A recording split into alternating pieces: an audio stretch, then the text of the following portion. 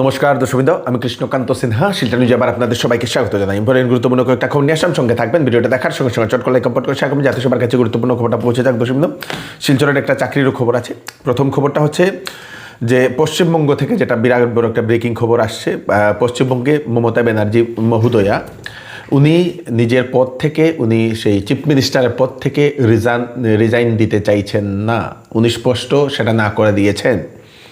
উনি প্রেস বার্তা করে সাংবাদিকদের জানিয়েছেন যে উনি হারেননি, উনাকে জবরদস্তি ভোট চুরি করে হারানো হয়েছে। 100টা সেই বিধানসভার ভোট চুরি করা হয়েছে বলে উনি এরকম 100টা সিটের ভোট চুরি করা হয়েছে বলে উনি এরকম বিজেপির উপর উনি অভিযোগ উত্থাপন করেছেন।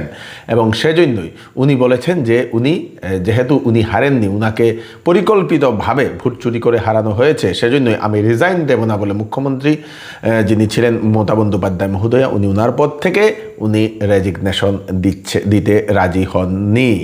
প্রেস বার্তা করে উনি সেটা দেখিয়েছেন। এবং জানি না এখন কি হবে। দর্শকবৃন্দ, আপনারা নিশ্চয়ই আপনাদের মতামত প্রকাশ করবেন। কি উনি এরকম রিজাইন না দিয়ে পারবেন? সেটা আপনারা আপনাদের মতামত নিশ্চয়ই সেটা পাঠাবেন। পশ্চিমবঙ্গে তৃণমূল সমর্থকদের এবং বিজেপির সমর্থকদের মধ্যে সেই মারধরের ঘটনা সেটাও সামনে আসে। তারপরে সেখানে দেখা গেছে যে বিভিন্ন তৃণমূল যারা সমর্থক, ওনাদের বাড়িঘর দোকানপাটও সেখানে ভাঙচুর করা হয়েছে, সেটা দেখা গেছে। তৃণমূলের অফিসও সেটা ভাঙচুর করা হয়েছে, সেটা দেখা গেছে।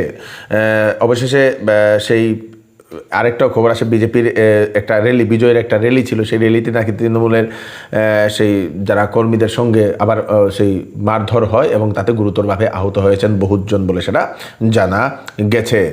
আজকে যে দেখলাম সেই দিনহাটার সেলফি একটা জোন ছিল, সেই সেলফি জোনে সেই ভাঙচুর এবং আগুনের একটা ঘটনাও সামনে এসছে। সেই সেলফি জোনটা সম্পূর্ণ ভেঙে সেটাকে আগুন জ্বালিয়ে দেওয়া হয়েছে। দর্শকবৃন্দ, পশ্চিমবঙ্গে এখন পরিস্থিতিটা অশান্ত, সেটা কন্ট্রোল করার চেষ্টা করা হচ্ছে। সব জায়গাতে সিআরপিএফ মোতায়েন করা হয়েছে, পুলিশ এবং সিআরপিএফ মোতায়েন করা হয়েছে। পশ্চিমবঙ্গে বিজেপির যারা উচ্চস্তরীয় যারা নেতারা আছেন, ওনাদের তরফ থেকে সেটা বলে দেওয়া হয়েছে যে বিজেপির পতাকা নিয়ে যদি কোনো জায়গাতে যদি কেউ ভাঙচুর করতে যায় তাহলে কিন্তু সেটা সহ্য করা যাবে না, তাদের উপরে অ্যাকশন নেওয়া হবে বলে সেটাও জানিয়ে দেওয়া হয়েছে। দর্শকবৃন্দ, পশ্চিমবঙ্গ থেকে আরেকটা খবর আসে। একজন সেই ঘরে ঘরে কাজ করা একজন মহিলা, উনি ভোটে জিতেছেন। দর্শকবৃন্দ, কল্পিতা মাঝি বিজেপির টিকিট পেয়েছিলেন। উনি ঘরে ঘরে গিয়ে মাসিক 2500 টাকায় নাকি উনি বাড়ির যে সেই বাসন টাসন মাজার এইগুলার কাজ করতেন সেই মহিলা। উনি সেই ওসগ্রাম যে সিট, সেই সিটে উনি প্রতিদ্বন্দ্বিতা করেছিলেন, এসসি সিট ছিল সেটাতে। সেই মহিলা উনি দাঁড়িয়েছেন, উনি ভোট পেয়েছেন 1,07,692টা ভোট। এবং অপোজিটে ছিলেন সেই শ্যামা প্রসন্ন লোহার। দর্শকবৃন্দ, সেই শ্যামা প্রসন্ন লোহারকে হারিয়েছেন 12,535টা ভোটের ব্যবধানে।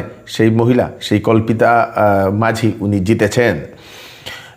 গুসকরা নগরপালিকাতে উনার বালি বলে সেটা জানা গেছে। উনার সেই জিতে অনেক মানুষ ওনার সেই জিতে বাহ দিচ্ছেন, কারণ একজন ঘরে কাজ করা একজন মহিলা, সেই মহিলা উনি একজন বিধায়িকা হয়েছেন।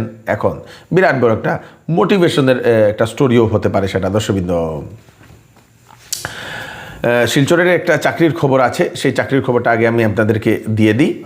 S&K housekeeping and security services এখন লুক নেওয়া হচ্ছে।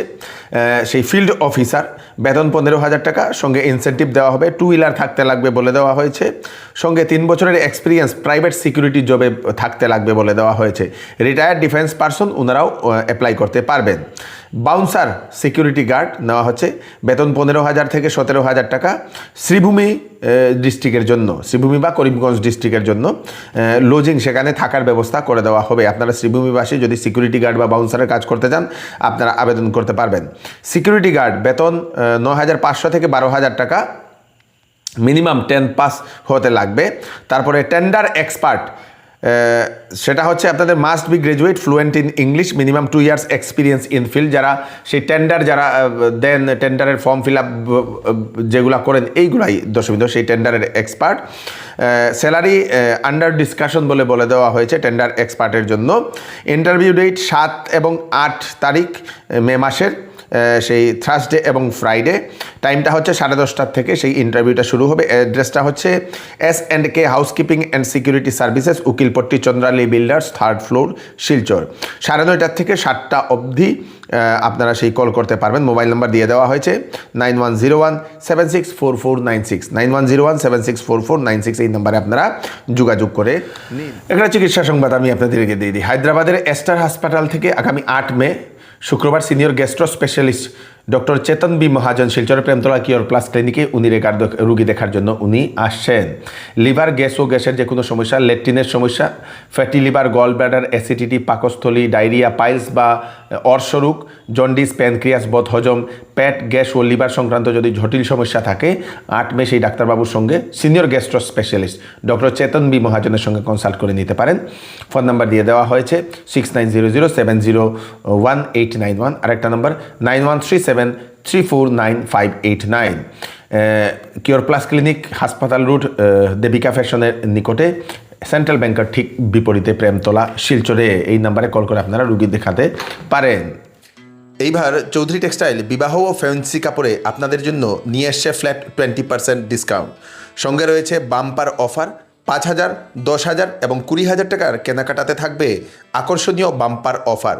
যে কোনো প্রোডাক্ট, যে কোনো কাপড় পছন্দ না হলে 10 দিনের ভিতরে আপনারা ফেরত দিয়ে কাপড়ও নিয়ে যেতে পারবেন অথবা টাকাও নিয়ে যেতে পারবেন। চৌধুরী টেক্সটাইল, ফাটক বাজার, গলি নম্বর 2, শিলচর। আসন্ন বিবাহের সিজন উপলক্ষে শ্যামসুন্দর জুয়েলার্স নিয়ে এলো হলমার্কযুক্ত সোনার গহনার মজুরির উপর ফ্ল্যাট 40% ও হীরার গহনার উপর ফ্ল্যাট 20% ডিসকাউন্ট। সঙ্গে পাচ্ছেন পুরাতন সোনার পরিবর্তে নতুন HUID যুক্ত হলমার্ক সোনার গহনা নেওয়ার সুযোগ এবং প্রতি রবিবারে কেনাকাটার সুবিধা রয়েছে। তাই আজই চলে আসুন Shyamsundar jewellers, central road, Silchar. Cachar এবং হাইলাকান্দির বেকার যারা যুবক যুবতীরা আছেন, যারা SHGর মেম্বার আছেন, তাদের জন্য বিনামূল্যে একটা ট্রেনিংয়ের সুবিধা।